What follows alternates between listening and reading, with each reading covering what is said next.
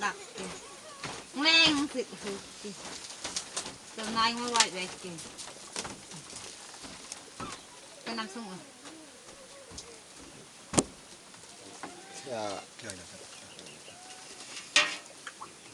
nhưng nhà dạy học khai bờ thủ kìa rồi có khơi không sai mà năng nữa sai có khơi sai mà năng sai nó có khơi sai mà sai oma năng rồi sai mà hay có sai mà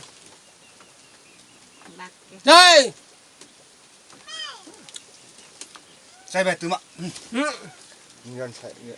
asuang ngon sai.